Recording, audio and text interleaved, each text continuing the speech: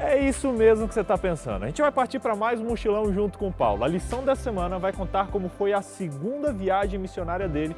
Só que antes, vamos ver a vinheta. Roda aí, por favor, Michel.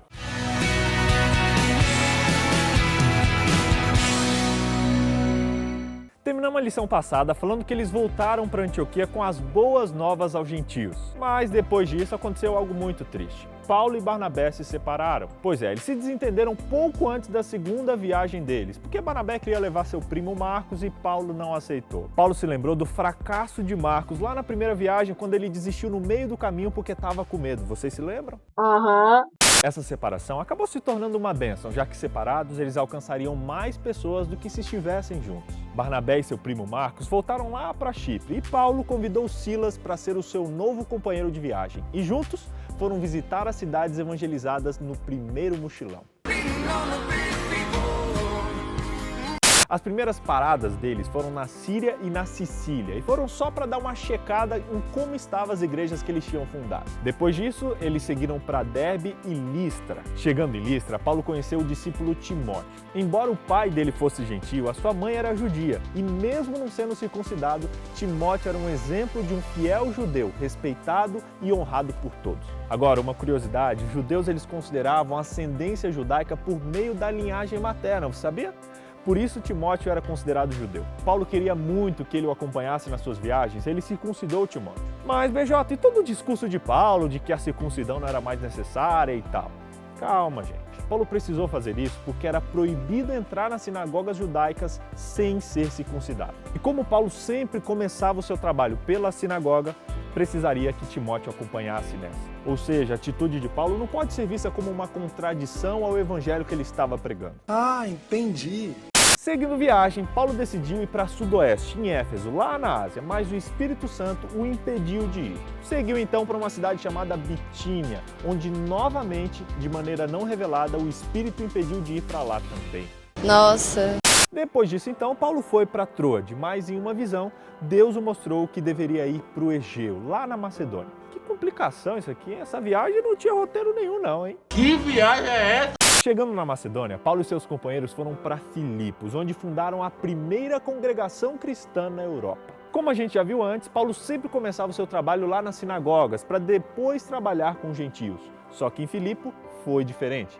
Ele estava na beira do mar ali para orar e isso indica que não existia sinagoga naquela cidade. Isso mostra que Paulo não ia para a sinagoga apenas para fins evangelísticos, não. Ele ia lá para orar e adorar a Deus, especialmente no dia de sábado, que era o seu dia de adoração. Como a gente já está careca de saber, quando tudo está indo bem, alguém entra no caminho de Paulo e se rebela contra ele. E isso aconteceu naquele lugar também. Certo dia, ele e os seus companheiros estavam indo para o local de oração deles, quando encontraram uma mulher, uma escrava, que ficava possessa e por isso previa o futuro. Ela ganhava muito dinheiro para os seus senhores. Todas as vezes que Paulo e seus companheiros passavam por ela, ela gritava: "Esses homens aí são servos do Altíssimo e anunciam o caminho da salvação." Cansado do constante deboche, Paulo se virou para ela e disse: "Em nome de Jesus Cristo, eu ordeno que saia dela." E imediatamente o espírito a deixou. E é claro, gente, os donos dela não ficaram nada satisfeitos com isso. Eles pegaram Paulo e Silas e arrastaram eles até a praça principal e os acusaram de estar perturbando a cidade. Como você já pode pensar, os dois foram presos. Foi aí que algo extraordinário aconteceu. Um forte terremoto chegou e fez com que os alicerces da prisão caíssem e todos se soltassem. Angustiado, o carcereiro tirou a espada e queria se matar. Só que aí foi interrompido por Paulo, que pediu que ele não fizesse isso. Em prantos, o carcereiro se prostrou diante de Paulo e perguntou o que deveria fazer para ser salvo. E Paulo disse: "Creia no Senhor Jesus Cristo e serão salvos, você e a sua casa." E sabe o que aconteceu? Naquela mesma noite, o carcereiro e sua família foram batizados e Paulo e Sila foram libertos no dia seguinte. Que coisa mais linda!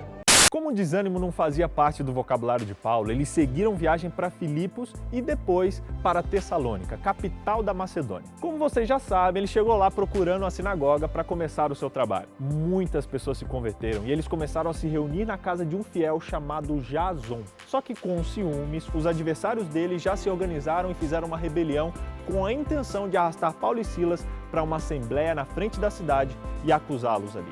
Sem conseguir encontrá-los, eles pegaram Jason e outros cidadãos e os acusaram de abrigar os agitadores políticos. Mentira! Viagem que segue, Paulo estava em Bereia e o trabalho estava sendo um sucesso ali. Os interessados estudavam a fundo a palavra de Deus e isso dava segurança para os missionários de que eles estavam sendo sinceros e racionais na sua escolha. Mas tudo que é bom dura pouco para Paulo e logo a oposição se manifestou e ele teve que ir para outra cidade. Dessa vez ele foi para Atenas. A cidade de Atenas está localizada na região da Ática. Para a decepção de Paulo, a cidade estava completamente entregue aos ídolos. Tinha estátua por todo lado e ele ficou tão angustiado com a idolatria que mudou aquele velho e bom costume de ir primeiro na sinagoga. E dessa vez ele foi para a praça pública estudar com os gregos. Como os gregos gostavam muito de ouvir novidades, alguns filósofos se interessaram pelos ensinos de Paulo e o levaram para pregar no conselho superior da cidade. Mesmo com crenças muito diferentes, algumas pessoas influentes da cidade se convenceram das verdades de Paulo. E isso foi uma bênção ali.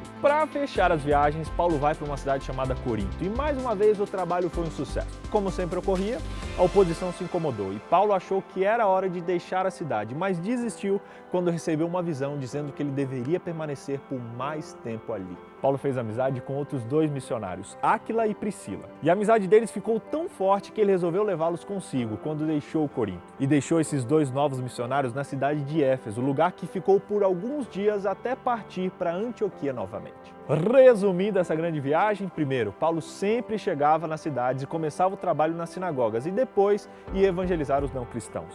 Segundo, Paulo foi perseguido, sendo preso em Filipos, quase pego em Tessalônica, teve que fugir de Bereia e acusado de estar persuadindo o povo a adorar a Deus lá em Corinto. Terceiro, o trabalho de Paulo sempre foi abençoado, como no caso em que conheceu Áquila e Priscila, os arrebanhando para serem missionários de Deus também. Concluindo essa segunda viagem, a gente pode ter certeza de que quem prega a palavra de Deus vai encontrar perseguição. Mas algo que a gente pode ter certeza também é que aqueles que seguem a Deus e que pregam a sua palavra vão encontrar muitas pessoas sedentas que vão aceitar essa mensagem. E eu pergunto para você, será que hoje você tem feito algo digno de perseguição? Será que sua vida está muito tranquila? Será que você não está pregando essa mensagem? Faça como Paulo, pegue a sua mochila, coloque nas costas e vá para onde a missão de Deus te chamar. Faça isso. Talvez você seja perseguido, talvez você encontre oposição, mas uma coisa eu te garanto, você vai encontrar felicidade, vivendo o propósito de Deus para a sua vida. E aí, quer embarcar em mais um mochilão?